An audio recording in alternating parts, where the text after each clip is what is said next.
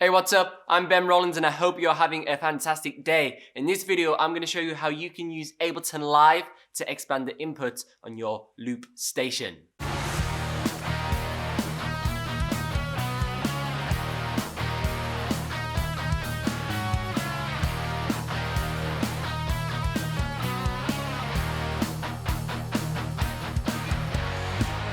Now there's two techniques I'd like to share with you today. Now the looper station I'm going to be using to demonstrate them is the Boss RC-505, but I'm sure you can apply them to whatever equipment you are using. Now technique number one is using an audio interface. Now the audio interface I'm going to be using is the Behringer Euphoria UMC 1820. This is an 18 input and 20 output mixer. Now the reason why I chose this audio interface is because it's super easy to output the audio, which is essential because we want to output our audio from our Ableton Live set into our RC-505 and then back in. Now I'm going to dive into the computer now and sort of explain how I've got it routed.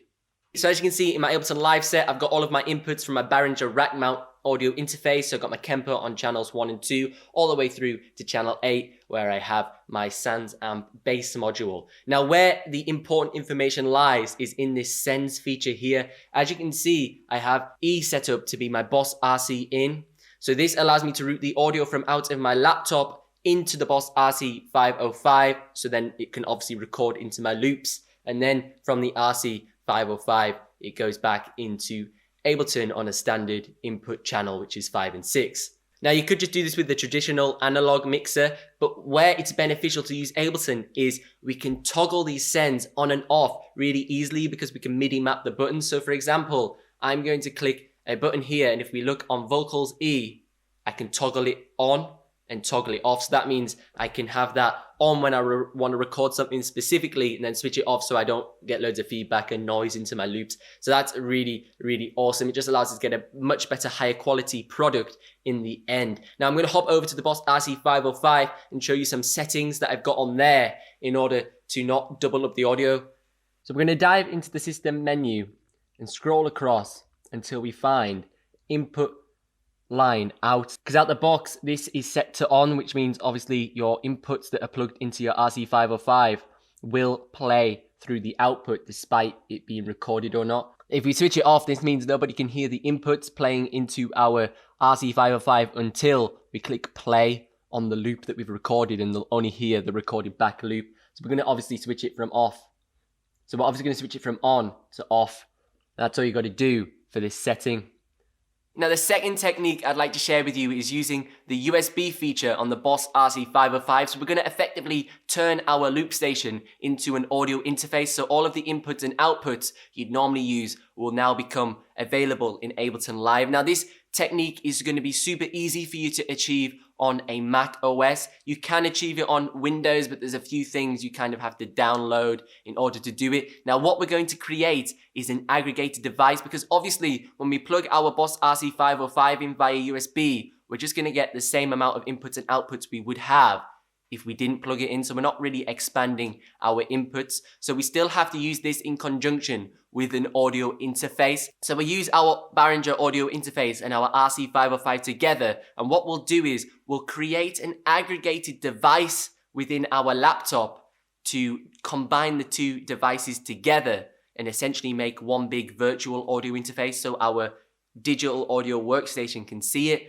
Because obviously when you boot up Ableton and things like that, you can only ever select one audio interface. But by creating the aggregated device, it allows us to combine multiple USB devices together to make one. Now, from my experience of running this in a live situation, one of the major drawbacks of running an aggregated device is if you need to restart your loop station. So for example, if your Boss RC-505 has been a little bit glitchy, something's not really working too right, you just need to give it a quick reset with a quick on and off before you proceed with the show. It makes Ableton crash because obviously you've made the device offline, so it means the aggregated device is no longer. So the aggregated device crashes and then Ableton crashes. So you have to reboot your Ableton Live set. So there's no way to just seamlessly quickly reset a device and then continue with the show. It means all the audio stops and you have to close and restart your Ableton Live set, switch your devices off, restart them. So if anything's playing up, you can't just quickly go, yep, and nobody knows. Just totally crashes. So this is why I've actually stopped using this technique in the live situation. So for the USB, we're going to jump into the system settings, scroll right across to the USB mode. Out the box, it'll say storage. You just want to turn it to audio/MIDI. That allows us to do the USB streaming and turn it into an audio interface. You also want to turn your USB audio routing into loop in. So that just means it'll input the audio into the loops. And then finally, you can control the level and everything, etc. And then if you want to receive MIDI clock data, scroll over to the end and turn your MIDI sync source to USB.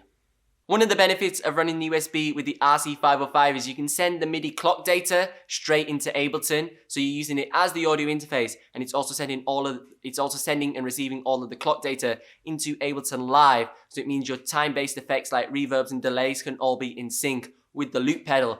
Now, if you're using Technique 1 and running it that way, you're going to have to use the MIDI out to send the clock data out of the RC-505 and then into the MIDI in of your audio interface to achieve this. So it's an extra few cables again to kind of consider for setting up. So there you have it, 2 techniques to expand your inputs on your looper station using Ableton Live. If you found any value from today's video, please consider leaving me a like and a subscribe. I'd highly appreciate it. My channel's all about live looping. I upload live looping tutorials, live looping performances every Tuesday and every Thursday. I've been Ben Rowlands. You can find me online at benrowlandsmusic.com. If you want to learn more about live looping, check out this video here, and I'll see you in the next one.